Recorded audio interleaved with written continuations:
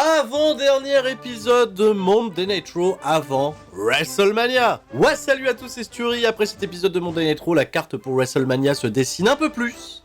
Mais on ne connaît toujours pas l'ordre ni la position de chaque match vis-à-vis de ces deux cartes. Ceci dit, pas mal d'allure sur le papier. Malheureusement, c'est à nouveau un épisode où nous n'aurons pas plus de signes de vie ni de Bray Wyatt ni de Bobby Lashley. Bobby Lashley, lui, on sait tout va bien, le problème il est sur Bray Wyatt qui, visiblement, serait malade. Et pour le moment, absent pour une durée encore indéterminée. Et un autre catcheur important qui, visiblement, ne sera pas à WrestleMania cette année, c'est la consternation, Internet ne parle que de ça. Une légende importante serait aujourd'hui free agent et libre de s'engager n'importe où. C'est Bill Goldberg! Oh, comme ça la WWE n'a pas voulu me redonner un contrat, alors c'est pas grave! Bill Goldberg est désormais le free agent le plus important de tout le marché, il a peut-être encore une spire ou deux!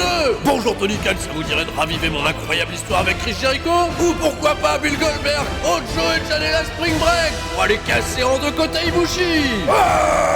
Bon ça va, c'est pas la plus grande perte pour WrestleMania. On restera sur l'idée que Bill Goldberg a catché son dernier combat contre Roman Reigns en Arabie Saoudite, où il a pass out dans la guillotine, et c'est terminé, voilà, c'était il y a un an, plus d'un an maintenant, faut faire le deuil. Et puis on a déjà un match accident de voiture prévu pour WrestleMania avec Brock Lesnar et Omos, d'ailleurs on en parlera cette semaine. Fin de mon intro, encore une fois, trop longue, c'est parti, Monday Night Raw.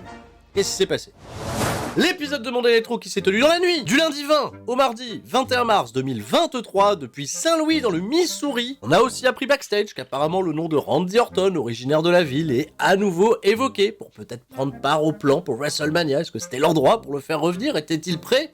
Eh ben non, on n'a pas eu de nouvelles de Randy Orton, on sait pas. Mais autant lancer correctement les hostilités pour un épisode de Monday Night Raw où le champion, le chef tribal, a été advertisé, Roman Reigns, qui aura le droit à son fil rouge tout au long de cet épisode, viennent au ring pour lancer le spectacle, ceux qui se sont réconciliés à la fin de l'épisode de SmackDown, Kevin Owens et Sami Zayn. Énorme réaction de la part du public, Sami Zayn qui vient avec le hoodie à capuche, et Kevin Owens, lui, il a pas son hoodie à capuche, il dit d'ailleurs à Sami Zayn, tu portes encore ce truc-là? Bah oui, le Capuche Club. Comme je le disais, bel accueil, les retrouvailles sont géniales, on est alliés, on est amis, on est sur la même longueur d'onde, on se fait des compliments. Mais le but de cette alliance, désormais, elle est claire et il faut passer à l'étape suivante, à savoir Jimmy Uso, Jey Uso, sur la plus grande scène de toutes, à WrestleMania. Bon, étant donné qu'il y a des championnats par équipe qui traînent par là, on va quand même les mettre dans l'équation, et justement, Jimmy et Jey Uso se pointent. Ils refusent, dans un premier temps, le challenge de Kevin Owens et de Sami Zayn, qui se fait qualifier de traître comme pas permis. Sami Zayn, il va remettre de l'huile sur le feu en disant que c'est qu'une question de temps pour que Jey Uso trahisse Roman Reigns. De se fait piquer dans leur ego, les Uso acceptent d'affronter Kevin Owens et Sami Zayn à WrestleMania. Et d'ailleurs, on va même pas attendre WrestleMania, on peut partir à la bagarre dès maintenant, il y a bagarre. Un avantage, cela dit, pour les babyface, c'est une bagarre qui se cessera dès lors que Roman Reigns, dans l'écran géant, fait son arrivée en SUV, aux côtés de Solo Sikoa, aux côtés de Paul Heyman. De ce fait, les Usos, c'est le moment de rentrer parce qu'il va y avoir réunion. Ça peut barder. Pas de fil rouge Kevin Owens, Sami Zayn cette semaine, c'est un peu dommage. Une bonne mise en bouche et un match supplémentaire qui a été officialisé pour WrestleMania. On espère, voire peut-être en main event de la nuit 1. Mais visiblement pour des raisons politiques, ça ne serait pas le cas, puisque l'année dernière, le main event de la nuit 1 était aussi un match masculin avec Kevin Owens et Steve Austin. Probablement un main event féminin cette année. À voir, rien n'est encore inscrit dans le marbre. Austin Theory, qui doit gagner en crédit avant son clash contre John Cena pour le championnat des États-Unis à WrestleMania. Cette semaine, c'était prévu l'affronte Montez Ford. Bon match de catch d'un peu moins de 9 minutes, et je resterai sur bon parce qu'on n'en retiendra pas grand-chose finalement à part la victoire clean d'Austin Theory qui en avait cruellement besoin. Routine habituelle pour Austin Theory pour conclure le match, je pense que j'adore le dropkick d'Austin Theory. Il a une manière de l'amener, c'est toujours impactant, c'est toujours un excellent moment. Et surtout, après le match, Montez Ford, tu croyais pas en moi, tu finis par croire en moi, elle est importante cette phrase du Believe in Me, c'est ce que lui avait dit John Cena. John Cena, tu vas finir par croire en moi, par me croire crédible pour être champion des États-Unis et devenir une star de cette industrie. Ok, message passé. On retrouve à court instant le fil rouge de cette semaine, à savoir la Bloodline backstage. Roman Reigns, toujours la même attitude, il pose des questions sans regarder ses interlocuteurs. Alors comment elle s'est passée cette début de soirée les Usos? Pas forcément bien, mais on va régler le problème. Kevin Owens et Sami Zayn comptent sur nous. Roman Reigns il fait ok, mon conseiller Paul Heyman dit à tout le monde de se barrer, voilà, barrez-vous tout le monde. Allez, cassez-vous. Sauf toi, Jey Uso tu restes. Et ils sont partis à la pub, retour de pub, ils ont probablement attendu 3 minutes parce que Roman Reigns commence à s'adresser à ce moment-là à Jey Uso. Jey Uso, est-ce que t'es avec nous? Est-ce que t'es la Bloodline? Jey Uso, il marque un temps quand même avant de répondre, parce qu'on le sait, il va foutre la merde un moment, Jey Uso. Mais oui, il est Bloodline, il a réfléchi. Il a pris le temps, il a réfléchi, il est avec eux. Roman Reigns, il lui dit ok. Mais avant que Jey Uso se barre, il le retient par le bras, il lui fait bien comprendre qu'il l'aime. Voilà. Il l'aime, il est important pour la famille. Bon, je t'aime. Toujours des éléments, toujours des petits trucs, très intéressants. Bien, il en faut pas plus. Par contre, c'est vous qui voyez si vous donnez de l'amour ou pas à Adam Pearce. Au micro de Byron Saxton, suite à une annonce totalement folle, un Fatal 4-Way Showcase masculin a été programmé. Les participants, il n'y aura pas de match qualification, voilà. Vous les avez devant les yeux, les Street Profits feront face à Ricochet et Braun Strowman, Chad Gable et Otis, ou Otisé, je ne sais pas, Otisé, et les Viking Raiders, voilà, qui on a donné du momentum, c'est pas pour rien. À aucun moment, ils nous ont dit si ce match déterminera des nouveaux aspirants numéro 1 au championnat par équipe, c'est juste un combat d'exhibition, voilà, 4 équipes, on s'en fout, il y aura la même chose côté féminin, au moins tout le monde est sur cette carte de WrestleMania et on n'a pas besoin de faire une bataille royale. De ce fait, il y a un Fatal 4-Way par équipe féminin, il n'y aura pas de match qualificatif cette semaine, mais il y a Chelsea Green qui est bien heureuse de venir casser les pompons du manager Adam Pearce. Elle dit oui, alors voilà, il y a un Fatal 4-Way, il va falloir se qualifier, alors que moi je suis prête, je devrais être qualifié d'office, en équipe avec Carmella, d'ailleurs Carmella elle est pas là. J'étais censé faire équipe avec elle pour affronter Asuka et Bianca Belair, mais c'est pas grave, je vais faire équipe avec Doudrop, parce que t'officialises notre participation à WrestleMania, Adam Pearce il dit rien. Et si tu veux faire équipe avec Doudrop, fais équipe avec Doudrop, ça sera plus tard dans la soirée, et puis c'est tout. Voilà, toujours la relation Adam Pearce-Chelsea Green. C'est 4 étoiles, c'est Gucci. Le programme qui excite le plus la terre entière, c'est bien entendu Brock Lesnar contre Omos. Et oui, Omos, il mesure 73 mètres 416 désormais. 73, je sais pas, je parle pas anglais, je vois des chiffres. 73 mètres 416, figurez-vous. Un clip pour nous hyper le combat contre Brock Lesnar et tout de suite Omos en action. Il affronte qui? Il affronte Mustafa Ali. Bah oui, Mustafa Ali, il a voulu faire une blague à son copain Dolph Ziggler la semaine dernière. Cette fois-ci, c'est lui qui s'y colle et qui se fait squasher en 1 minute. On s'en fout, hein, voilà, c'est une victoire d'Omos, bah les couilles. Oui, il a une capuche, mais il fait pas partie du Capuche Club, je sais. Bon, alors, un petit message en fin de match pour dire que Brock Lesnar, il est pas prêt pour affronter Omos. Et la semaine prochaine, la bonne nouvelle, la semaine prochaine, on fera une pesée. Voilà, entre Omos et Brock Lesnar. Une pesée. Vous savez, les angles des pesées, là. On sait pas quoi foutre. Une pesée. C'est bien, hein. Logan Paul est à Monday Night Raw cette semaine, puisque Logan Paul va avoir le droit à son segment et à son petit talk show, à savoir Impulsive TV. D'ailleurs, il croise backstage le Miz, et le Miz, il lui fait « Ah, je suis content d'être ton invité ce soir !» Pas du tout. Logan Paul, il fait « Je suis pas quitté, humain avant. » On se fout de la gueule du Miz. Non, Logan Paul, il va seul au ring, et de toute façon, il a besoin de personne pour présenter, justement, son adversaire du soir, Seth Rollins, qui va humilier, une fois de plus. Et il a pas un si mauvais discours que ça, Logan Paul, il sait s'obtenir de la hit assez facilement. Il dit, voilà, le public de Saint-Louis, Missouri, il est pas suffisamment cool, hein, pour savoir que je suis un des meilleurs talents à la WWE, que je suis capable de tout faire, que je suis une méga star qui attire justement les yeux sur le produit. Bref, un bon gros discours de connard prétentieux, bon il arrogant, ça marche, ça fait son petit effet, et puis à un moment son micro il marche plus.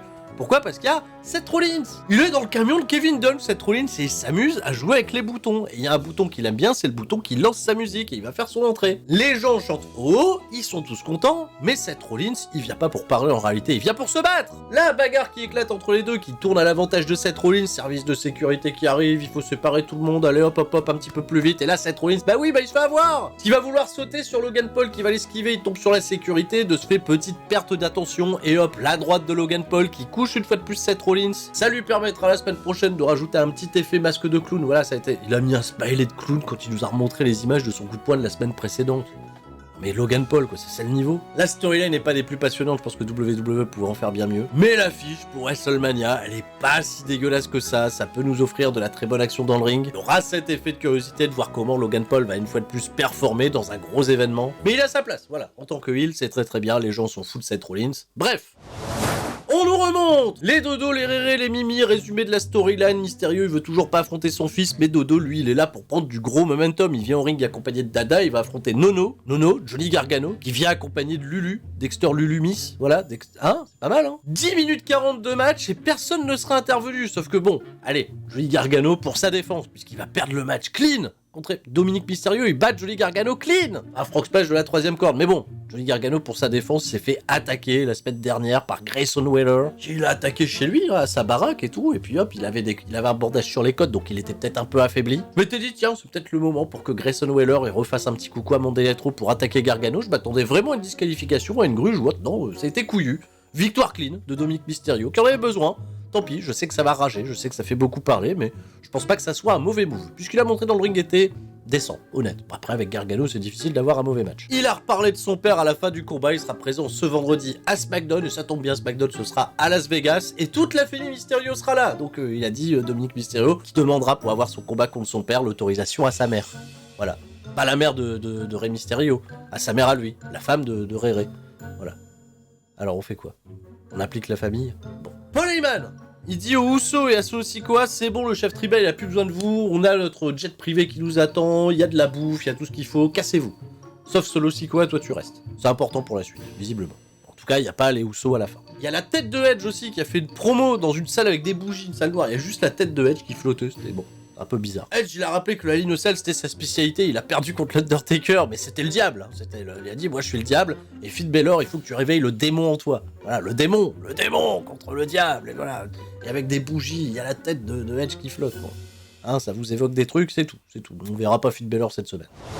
Il y a Rhea Ripley qui est là. Rhea Ripley, elle est venue en civil, elle est venue faire une promo sur Charlotte Flair pour mal lui parler, pour lui dire oui, elle vit dans le passé, elle est pas encore en train de penser que la Rhea Ripley de la 3 ans, elle est pas capable de la battre. La Rhea Ripley d'aujourd'hui, elle fait des choses exceptionnelles. Et ben elle va pas se faire interrompre par Charlotte, qui visiblement pas à Monday Night Raw, elle va se faire interrompre par Bayley, Dakota Kai et Io Sky, mais c'est surtout Bayley qui dit écoute, Rhea Ripley, ouais, je suis d'accord avec toi, t'es une grosse force, et si t'as besoin justement de gens pour te conseiller, pour t'épauler, moi j'ai battu Charlotte Flair à WrestleMania, écoute voilà, je te propose qu'on deal ensemble, tu vois. Mais Rhea Ripley elle est pas chaude du tout pour parlementer avec Bayley, elle est même plutôt chaude pour se battre, et vu qu'il y a que Bayley qui est en tenue pour catcher, elle dit ok, mais Rhea elle est pas en tenue pour catcher, je me suis dit tiens, si elle doit perdre, et ben voilà, elle perd parce qu'elle est pas en tenue. Mais on est parti pour un combat, figurez-vous, comme ça. Bayley contre Rhea Ripley. Out of nowhere. Le public sait absolument pas où se positionner. Peut-être qu'ils ont écrit ça de manière à ce qu'on trouve Rhea Ripley un peu cool et qu'il y a un 50-50 qui se passe à WrestleMania. Mais on va protéger Bayley, qu'il faut absolument pas affaiblir par une intervention de Becky Lynch, Trish Stratus, Elita.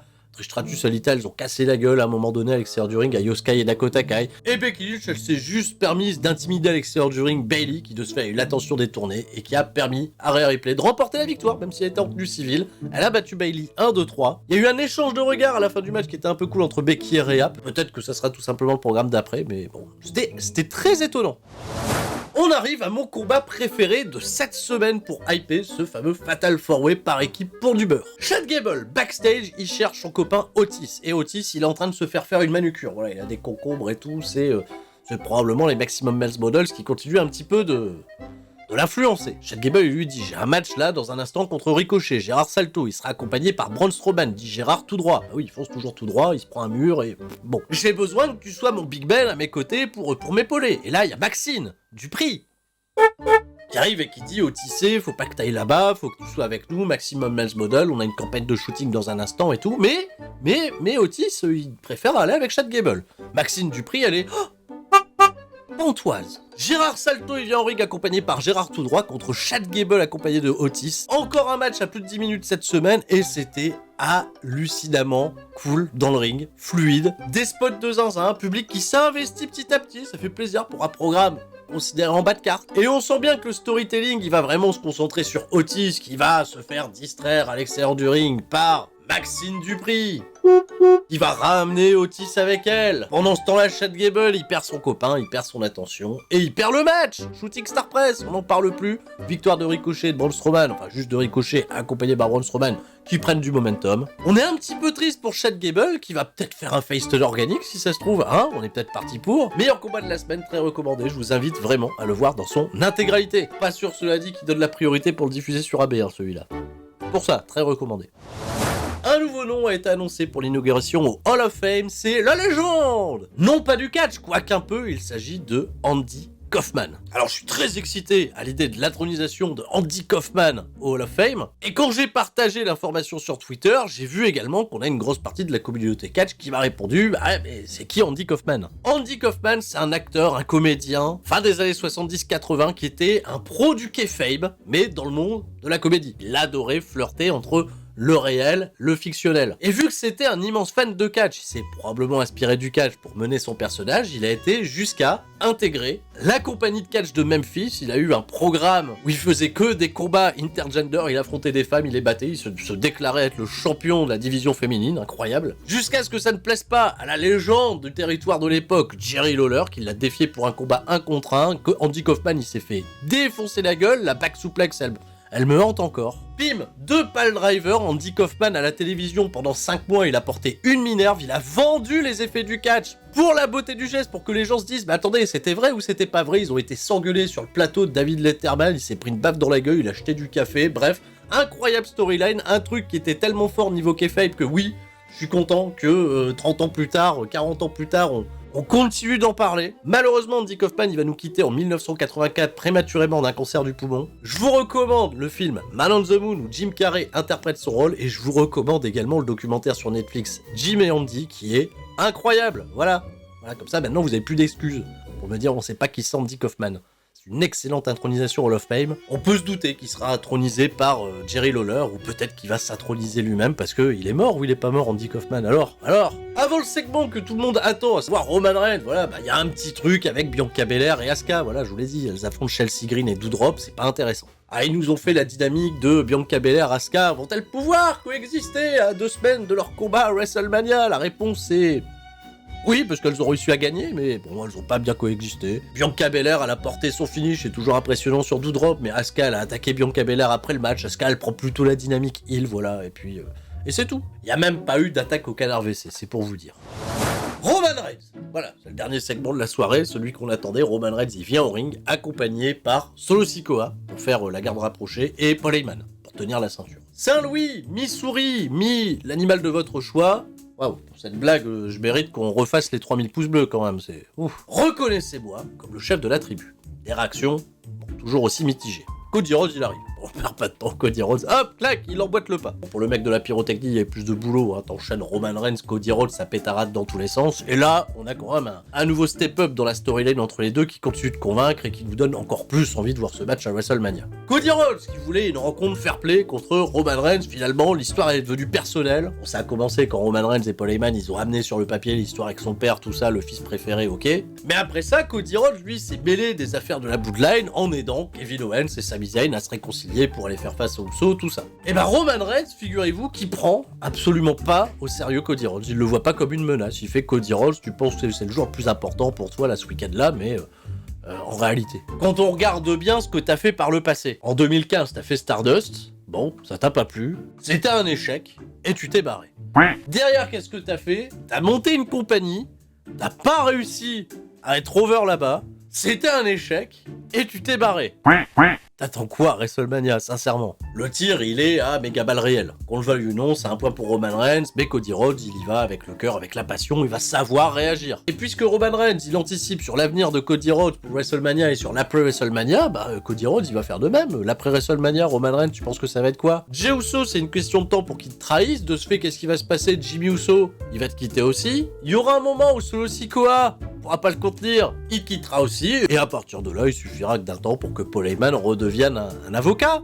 Roman Reigns, c'est bien beau, mais tu seras le chef de plus aucune tribu, il y aura plus de tribu, tu seras même plus champion. Et là, en fait, il y a un truc très intéressant, parce que Roman Reigns, tu sens qu'il a été piqué parce qu'il vient d'être dit, et il y a Solo Sikoa qui... le regard il change, et là Cody Rhodes il échange un mot avec Solo Sikoa, il fait bon de toute façon c'est pas pour maintenant hein, parce que là ça se voit clairement que t'es pas prêt. Roman Reigns il va pas répondre à ça, il va tout simplement quitter le ring. Voilà, il y a Paul Heyman qui le suit, Solo Sikoa par contre il a pas quitté le ring. Solo Sikoa il aime pas ce que lui a dit Cody Rhodes, et Solo Sikoa il est prêt à la bagarre. Et Roman Reigns en fait il se retourne, il fait mais il a pas suivi le gamin, il est où? Punaise, il est sur le ring, il veut se battre avec Cody, mais non. Roman Reigns il gueule, l'autre il veut partir à la bagarre, il se fait contrer par Cody, et c'est Roman Reigns qui doit le retenir au dernier moment pour lui dire non, tu viens, allez. Et là Cody Rhodes il en profite, il lui redit ah, qu'est-ce que je te disais, t'es pas prêt. Wouh. Bah Cody Rhodes il met du rififi dans l'air, et ça me plaît. Et là, pour la première fois, on va se dire oula, Solo Sikoa il va avoir un rôle peut-être à jouer aussi dans l'affaire. Ouh, c'est très intéressant, ça donne déjà envie d'être à l'après WrestleMania pour voir tous les éléments. Est-ce que ça va se passer comme ça? Est-ce que la Bloodline est vraiment sur le point de péter et d'exploser? Bien ouais, bon segment pour terminer cet épisode de Monday Night Raw, le truc le plus pertinent cette semaine. Avec le combat, hein, attention, j'insiste bien, Ricochet contre Chad Gable. C'est tout pour moi, j'ai plus qu'à vous souhaiter une excellente soirée, et bien sûr, ça vous le savez, tout le monde reste fort, sauf Baron Corbin. Pas parce qu'il est nul, mais il était pas là. Bah on fait quoi avec Baron Corbin pour WrestleMania? C'est quoi la route de WrestleMania pour le mec prétendu être le plus nul? On l'efface, on l'oublie. Je suis triste. C'était Sturi. Ciao, bye bye.